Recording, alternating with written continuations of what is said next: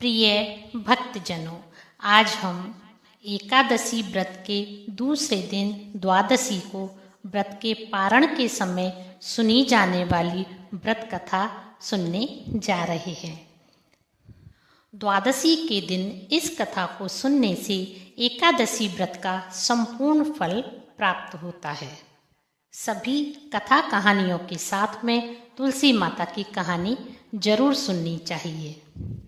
एक बार एक गांव में दो माँ बेटी रहती थीं।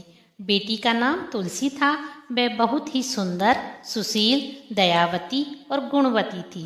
वह भगवान कृष्ण की परम भक्त थी। एक बार भगवान कृष्ण ने उसकी परीक्षा लेनी चाहिए तो वे उसके गांव में बांसुरी बेचने वाले बनकर आ गए और जोर जोर से आवाज लगाने लगे, बांसुरी ले लो, बांसुरी ले लो। बांसुरी बेचने वाले की आवाज़ सुनकर बेटी ने अपनी माँ से कहा कि माँ, मुझे मेरे प्रभु के लिए बांसुरी लेनी है, मुझे बांसुरी दिलवा दो। तो माँ बोली, बेटी मेरे पास तो पैसे नहीं हैं। बेटी हमारे पास थोड़ी सी बाजरी पड़ी है, तो एक कटोरी बाजरी देकर बांसुरी खरीद ले।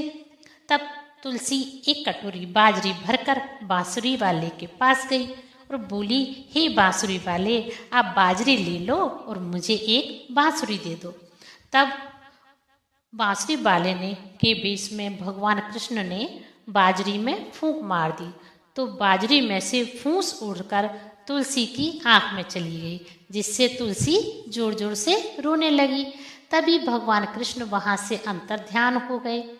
थोड़ी देर बाद भगवान कृष्ण वेद जी का वेश बनाकर तुलसी के घर के बाहर आवाज लगाने लगे, नाक, कान, आँख, पेट दर्द का इलाज करवा लो, कान का, आँख का, पेट के दर्द का इलाज करवा लो।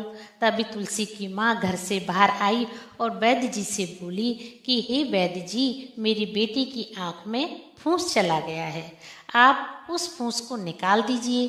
तब भगवान के रूप में वैद्य जी बोले कि एक शर्त पर मैं तेरी बेटी की आंख में से फूंस निकालूं, तुझे उसके साथ मेरा विवाह करना पड़ेगा।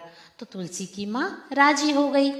भगवान ने तुलसी की आंख में से फूंस निकाल दिया और उस दिन उसकी सगाई हो गई। उसके बाद तुलसी की माँ ने पंडित को बुलाकर के लगन निकलवाया, तो कार्तिक शुक्ल 11 के दिन विवाह निश्चित किया गया। तब तुलसी की माँ सोचने लगी कि बेटी के विवाह के लिए मैंने कपड़े, गहने, बर्तन नहीं खरीदे, मैंने तो अपनी बेटी के विवाह की कोई तैयारी ही नहीं की। ऊपर बैकुंठ में हल्ला मच गया कि भगवान का ब्याह मंड गया है। तब तुलसी की माँ सुनार की दुकान पर गई और बोली कि हे सुनार, मेरी बेटी के लिए लौंग, टीका, मंगलसूत्र और पाजेब गढ़ दे। तो सुनार बोला कि बुढ़िया माई, मेरे पास तो समय नहीं है, मैं तो कृष्ण भगवान के गहने गढ़ रहा हूँ। उसके बाद तुलसी की माँ दर्जी के पास गई। दर्जी से बोली, हे दर्जी, मेरी बेटी का ब्याह मंड गया है, उसके लिए लहंगा चोली सिल दे। लेकिन दर्जी ने भी इनकार कर दिया। दर्जी बोला, तो बुढ़िया माई देखती नहीं, मेरे कारीगरों को तो सांस लेने तक की फुर्सत नहीं है, हम तो भगवान के ब्याह के जरी के पेचे, साल दुसाला, पचरंगा जामा सिल रहे हैं। बेचारी बुढ़िया माई उदास होकर मन से हलवाई के पास गई। बोली, हे हलवाई, मेरी बेटी का ब्याह मंड गया है, उसके ब्याह के लिए लड्डू इमरती बना दे। तो उसने भी इनकार कर दिया और बोला कि बुढ़िया माई, तू बहुत गलत समय पर आई है, हम तो भगवान के ब्याह के लड्डू इमरती, जलेबी, कचौरी और 56 प्रकार के भोजन और व्यंजन देसी घी में बना रहे हैं, हमारे पास तो बहुत बड़ा ऑर्डर आया है, तू अपना सामान कहीं और बनवा ले। अंत में तुलसी की माँ लीलगर के पास गई और बोली, हे लीलगर, मेरी बेटी का ब्याह मंड गया है, उसकी चुनरी रंग दे।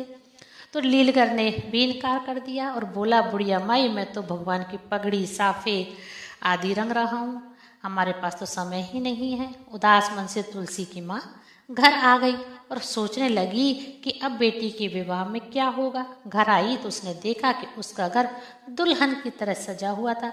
विवाह की तैयारी धूमधाम से हो रही थी। हलवाई बैठे हुए थे, तरह तरह की मिठाइयाँ बना रहे थे और तुलसी ने भी खूब सारे गहने पहन रखे थे। तभी भगवान कृष्ण बारात लेकर पहुंच गए। तब तुलसी की माँ ने खूब ठाट बाट से अपनी बेटी का विवाह भगवान कृष्ण से कर दिया। भगवान तुलसी को लेकर द्वारिका आ गए और उसने 7 महल में रहने लगे। यह देखकर दूसरी अन्य रानियां चिढ़ने लगी। तब विवाह के बाद रीति अनुसार पहले सावन में तुलसी मायके में रहने चली गई। तब भगवान तुलसी के लिए लहरिया, सोने चांदी के गहने और सुहाग का सामान, घेवर आदि के साथ 5 सोने के पचेटे भेजे। तो उन्होंने अपने 2 हंसों को बुला करके कहा कि यह सामान की पोटली तुलसी के मायके में जाकर उसे दे आओ, लेकिन एक बात का ध्यान रखना, यह पोटली तुलसी को ही देना, अन्य किसी को हाथ में नहीं लगनी चाहिए। तब राधा, रुक्मण, सत्यभामा आदि अन्य रानियों को पता चल गया कि प्रभु तुलसी के लिए सामान उसके मायके भिजवा रहे हैं।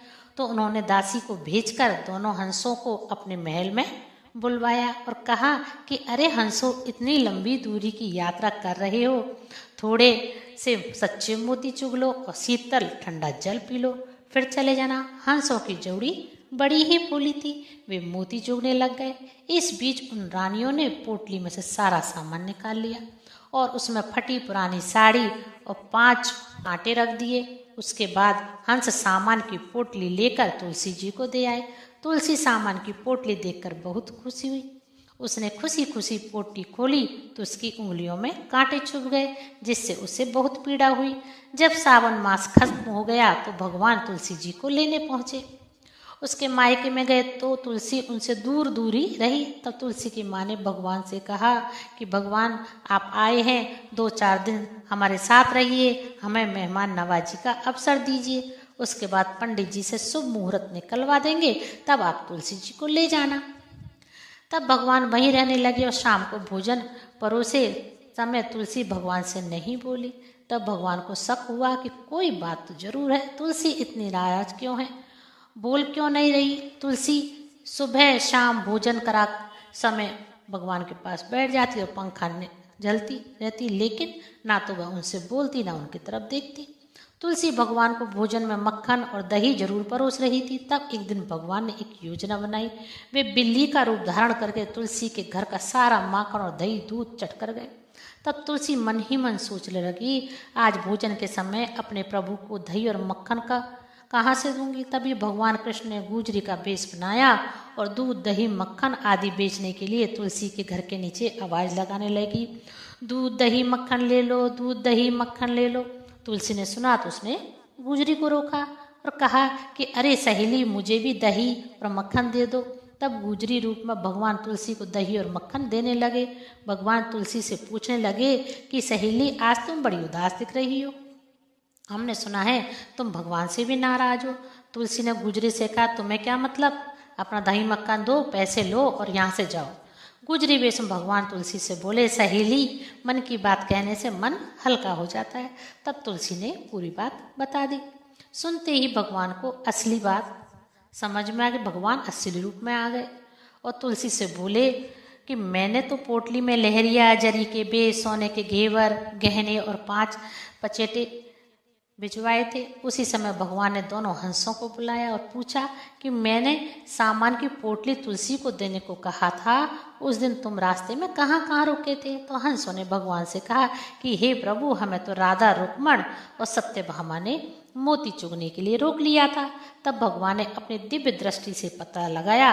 तब भगवान उसी समय राधा, रुक्मण, सत्यभामा आदि रानियों के पास उनके महल में गए और पूछने लगे कि आप सबने ऐसा क्यों किया। तब वे सभी रानियां बोली कि हे प्रभु, आप हमारे पास महल में आते ही नहीं थे, इसलिए हमने ऐसा किया। तब भगवान बोले कि अगर आप हमें प्रेम भाव से याद करके बुलाते तो हम जरूर आते। तब भगवान बोले कि कार्तिक महीना तुलसी को दूंगा, 5 दिन पचतीर्थी राधा रुक्मण को दूंगा और 11 का दिन सत्यभामा को दूंगा। इस तरह भगवान ने सबका मान रखा। हे ईश्वर, जैसे आपने राधा, रुक्मण, सत्यभामा और तुलसी का मान रखा, वैसे हमारा भी रखना। कहानी कहने वाले का, कहानी सुनने वाले का और हुंकारा भरने वाले का। बोलिए सालिग्राम भगवान की जय, बोलिए विष्णु भगवान की जय। आइए सालिग्राम भगवान की एक पवित्र पौराणिक पुण्य देने वाली कथा का श्रवण करते हैं। एक बार एक गांव में एक सदना कसाई अपने वृद्ध माता पिता, पत्नी और बच्चों के साथ रहता था। वह कसाई मांस बेचने का काम करता था, लेकिन साथ ही वह भगवान विष्णु का परम भक्त था। पूरे समय ओम नमो भगवते वासुदेवाय, ओम नमो भगवते वासुदेवाय मंत्र का जाप करता रहता था। तब एक बार की बात है, वह तालाब पर स्नान कर रहा था। तभी उसे वहां एक काला चमकीला और गोल पत्थर दिखाई दिया। कसाई को वह पत्थर बहुत अच्छा लगा। वह सोचने लगा, यह पत्थर मेरे पास तोलने के काम आएगा, तो उस पत्थर को लेकर अपनी दुकान पर आ गया। अब कसाई उस पत्थर से मांस तोलने का काम करने लगा। तब उस कसाई ने पाया कि वह पत्थर तो बड़ा ही चमत्कारी है। जब कसाई को 1 किलो मांस तोलना होता तो वह पत्थर 1 किलो का हो जाता। यदि कसाई को आधा किलो मांस तोलना होता तो वह आधा किलो का हो जाता। यह देखकर कसाई के साथ वहां खड़े सभी लोगों को महान आश्चर्य होने लगा। धीरे धीरे उस पत्थर की चर्चा पूरे गांव भर में फैल गई। सभी लोग उस विलक्षण पत्थर को देखकर कसाई की दुकान पर आने लगे।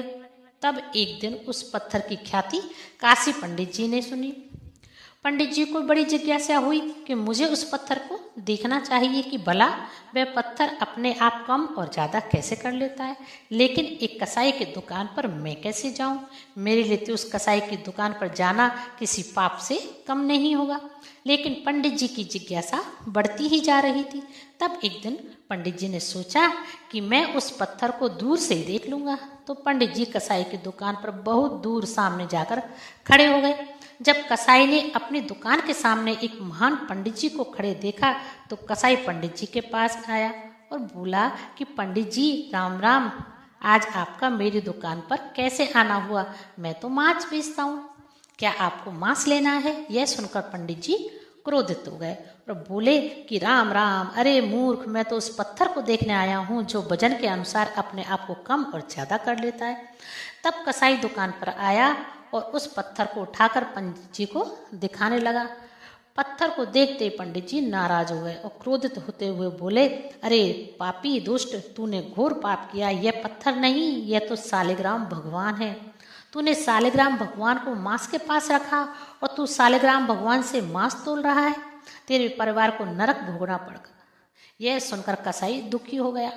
वह हाथ जोड़कर पंडित जी के चरणों में गिर पड़ा और बोला कि हे पंडित जी महाराज, मुझे माफ कर दीजिए, मुझे नहीं मालूम था ये सालिग्राम भगवान है।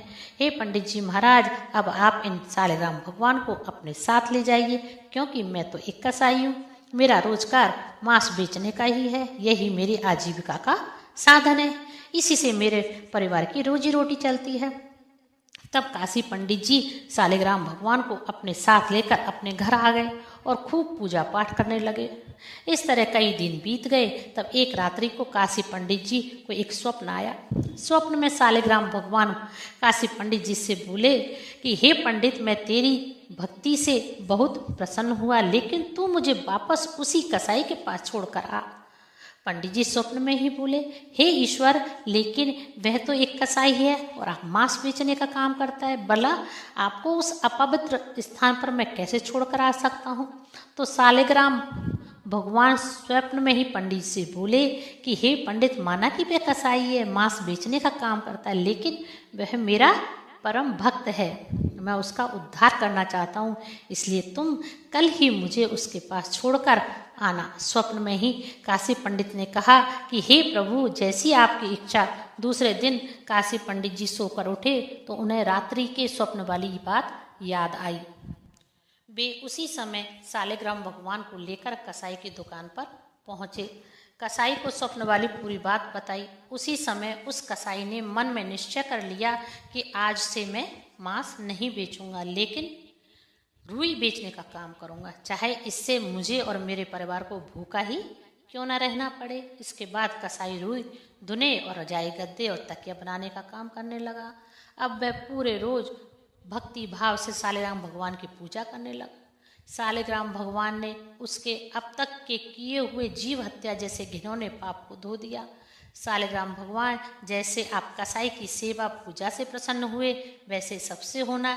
एक बार एक गांव में एक बुढ़िया माई रहती थी। उस बुढ़िया माई ने एक बार एकादशी का निर्जला व्रत रखने का निश्चय किया। उस बुढ़िया माई ने बुढ़ापे में पहली बार निर्जला एकादशी का उपवास रखा। उसे यह नहीं मालूम था कि निर्जला का उपवास करने से क्या परेशानियां आएंगी। इस बात से अनजान बुढ़िया माई ने अपने पुत्र और पोतों के लिए एकादशी का निर्जला उपवास करने का इरादा किया और बड़ा ही कठोर मन करके उसने भूख प्यास को रोककर लक्ष्मी नारायण भगवान की पूजा की। पंडित जी को मिट्टी के पात्र में जल भरकर ऋतु फल दान में दिए। दोना भरकर बूरा शक्कर आम दक्षिणा के 11 रुपये रखकर दान में दिए और वहीं बैठकर पंडित जी से एकादशी की व्रत की कथा सुनी। एकादशी व्रत वाले दिन गर्मी बहुत अधिक थी। बुढ़िया माई को बहुत बेचैनी हो रही थी। इस कारण बुढ़िया माई बहुत देर तक पानी में पड़ी रही। बार बार पानी के कुल्ला करती, मुंह धोती रही, हाथ पांव को गीला करती रही, कहीं थोड़ा उसे सुकून मिले। ऐसा करते करते दोपहर हो गई। दोपहर में बहुत तेज धूप पड़ रही थी। बुढ़िया माई को बार बार मुख सूख रहा था, गला सूख रहा था, होठ पर फेफड़ी आ गई। बुढ़िया माई का मन बेचैन होने लगा। एक तो बुढ़ापा, दूसरा यह भयंकर गर्मी। बुढ़ापे की स्थिति तो कुछ ऐसी ही होती है। बड़ी मुश्किल से दोपहर हुई। बुढ़िया माई मन ही मन सोचने लगी, किसी तरह से दोपहर तो आ गई, शाम और रात कैसे निकलेगी। इस तरह सोचते सोचते पूरी दोपहर निकल गई। तभी संध्या का समय हो गया। बुढ़िया माई ने दोबारा फिर से विष्णु भगवान नारायण भगवान की पूजा की, तुलसी के पौधे में दिया बाती की, भगवान विष्णु की आरती की और एकादशी माता से विनती करने लगी, हे एकादशी माता, मुझे मेरी एकादशी व्रत का पूरा व्रत करने में मेरी मदद करना। सायंकाल के बाद बुढ़िया माई को बहुत कमजोरी महसूस होने लगी तो वह खटिया पर आकर लेट गई और बार बार करवट बदलने लगी। कभी खटिया से उठ जाती और कमरे में दालान में टहलने लगती, कभी कमरे से बाहर आ जाती, कभी भीतर आती। उसे कहीं भी शांति नहीं मिल रही थी। बुढ़िया माई खटिया पर पड़ी पड़ी एकादशी माता को याद करती रही और एकादशी माता से विनती करती रही, हे एकादशी माता, मेरी लाज रखना, आप मुझे इतनी शक्ति देना कि मैं इस व्रत को भली भांति पूरा कर सकूं और यह पहाड़ जैसी रात में शांतिपूर्वक बिता सकूं। प्यास के कारण बुढ़िया माई की स्थिति खराब होती जा रही थी। उसने धैर्य रखने का बहुत प्रयत्न किया, किंतु सहनशीलता की सीमा बर्दाश्त से बाहर होती जा रही थी। तभी बुढ़िया माई जोर जोर से चिल्लाने लगी, बचाओ बचाओ। बुढ़िया माई का चिल्लाना सुनकर परिवार के सभी स्त्री पुरुष पड़ोसी वहां एकत्रित हो गए। कहीं बुढ़िया माई मर तो नहीं रही। सभी परिवार वाले, बेटा, बहू और पड़ोस बुढ़िया माँ की खाट के पास आकर पूछने लगे, अम्मा क्या हुआ, आप क्यों चिल्ला रहे हो, क्या आपने कोई बुरा सपना देख लिया है। तब बुढ़िया माई के बड़े बेटे की बहू बोली कि आज पहली बार अम्मा ने निर्जला एकादशी का उपवास रखा है। सभी ने बुढ़िया माई से कहा कि अम्मा जी, बुढ़ापे में यह कठिन व्रत आपने क्यों रखा है। अम्मा जी की शक्ति से ही भक्ति होती है, जितनी शक्ति हो उतनी भक्ति करनी चाहिए। बेटा, बहू और पड़ोसियों के ताने सुनकर बुढ़िया माई उनसे बोली, अरे मेरे तो प्राण निकल रहे हैं, तुम्हें मजाक और ताने सूझ रहे हैं, कोई मेरी छाती पर ठंडे पानी का घड़ा रख दो। तब बुढ़िया माई की एक पोती ने दादी की छाती पर ठंडे पानी का पात्र रख दिया। तब कहीं जाकर बुढ़िया माई को थोड़ा सा आराम मिला। थोड़ी देर के लिए बुढ़िया माई ने आंखें बंद कर ली और एकादशी माता से विनती कर रही थी। ऊपर बैकुंठ में एकादशी माता ने सोचा कि यह बुढ़िया अम्मा तो बड़े ही कठोर मन की निकली, मुझे इसकी परीक्षा लेनी चाहिए। तब एकादशी माता ने मुर्गा का रूप धारण किया और बुढ़िया माई के घर के बाहर अर्धरात्रि को मुर्गा बनकर ढेर लगाने लगी। मुर्गे की आवाज़ सुनकर बुढ़िया माई जल्दी से उठकर बाहर जाकर आसमान की ओर देखने लगी, किंतु आसमान में उसे कहीं भी ध्रुव तारा दिखाई नहीं दिया। बुढ़िया माई सोचने लगी, यह मुर्गा क्यों और कैसे इतनी जल्दी से ढेर लगा रहा है, अब जबकि अभी तक तो सुबह नहीं हुई है। बुढ़िया माई को प्यास तो लग रही थी, थोड़ा बहुत उसका मन पानी पीने के लिए विचलित होने लगा। लेकिन तभी बुढ़िया माई के मन में दृढ़ निश्चय आया और उसकी चाहे कुछ भी हो जाए, चाहे मेरे प्राण ही क्यों ना निकल जाए, लेकिन मैं एकादशी का व्रत तो पूरा करके ही रहूंगी। यह सोचकर बुढ़िया माई फिर से खटिया पर सीधी होकर लेट गई। थोड़ी देर के बाद फिर से एकादशी माता ने बुढ़िया माई की फिर से परीक्षा लेनी चाहिए। अब की बार एकादशी माता ने एक छोटी सी 8 साल की कन्या का रूप बनाया और आम रस का भरा गिलास लेकर बुढ़िया की खाट के पास सिराने आकर खड़ी हो गई। बोली कि अम्मा अम्मा अमरस पी लो, देखो सवेरा हो गया है। अमरस का भरा हुआ गिलास देखकर बुढ़िया माई का मन ललचाने लगा, किंतु अचानक एकादशी व्रत का स्मरण हो आया। बुढ़िया माई ने मन में सोचा कि मैं अमरस नहीं पीऊंगी, चाहे कुछ भी हो जाए, मैं एकादशी का व्रत तो पूरा करके ही रहूंगी। यह मन में सोचकर बुढ़िया माई फिर से खटिया पर आकर लेट गई। थोड़ी देर बाद बुढ़िया माई को ऐसे लगा कि किसी ने उसे पानी के कुएं में पटक दिया। वह बड़ी देर तक उस कुएं में हाथ पांव चलाती रही, किंतु बुढ़िया माई ने अपने मुंह में पानी की एक बूंद तक नहीं जाने दी। उसने अपने मुंह को कस के बंद कर लिया और दृढ़ता पूर्वक अपने व्रत का पालन करती रही। थोड़ी देर में जाने क्या कहाँ से उसके सामने आग जलने लगी, जिससे उसको भारी गर्मी लगने लगी। बुढ़िया माई को प्यास और गर्मी के कारण प्राण निकलने लगे, लेकिन बुढ़िया माई का व्रत के प्रति दृढ़ निश्चय लग रहा। तभी वह नींद से जाग गई। उसने देखा, अरे मैं तो स्वप्न देख रही थी। वह मन ही मन मुस्कुराने लगी। वह खटिया से उठी, कमरे से बाहर आकर घर का दरवाजा खोल के बाहर देखने लगी तो उसने देखा सवेरा होने वाला है। यह सोचकर वह शांतिपूर्वक इधर उधर घूमने लगी। एकादशी माता यह बात अच्छी तरह से समझ गई कि बुढ़िया माई किसी भी प्रकार से अपने एकादशी व्रत को टूटने नहीं देगी। वह अपने सत्य व्रत को पूरा करके ही रहेगी।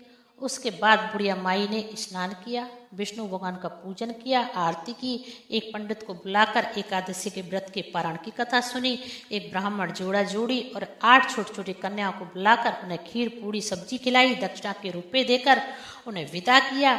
उसके बाद बुढ़िया माई ने सम व्रत का पारण किया। एकादशी के व्रत के प्रताप से बुढ़िया माई का घर धन धान्य से भर गया। उसके बेटे पोतों को अच्छी नौकरियां मिल गई, पोते पोतियों को अच्छे घरों में विवाह हो गया। बुढ़िया माई अब 12 मासी एकादशी के व्रत करने लगी। एकादशी माता के प्रभाव से वह इस संसार के समस्त सुख भोग कर मरने के बाद वैकुंठ धाम को चली गई। हे एकादशी माता, जैसे आपने बुढ़िया माई और उसके परिवार को सारे सुख वैभव संपदा दिए, वैसे ही कहानी सुनने वाले को, कहानी कहने वाले को और हुंकारा भरने वाले को भी देना। बोलो श्री नारायण भगवान की जय। श्रीमन्नारायण नारायण हरि हरि, श्रीमन्नारायण नारायण हरि हरि।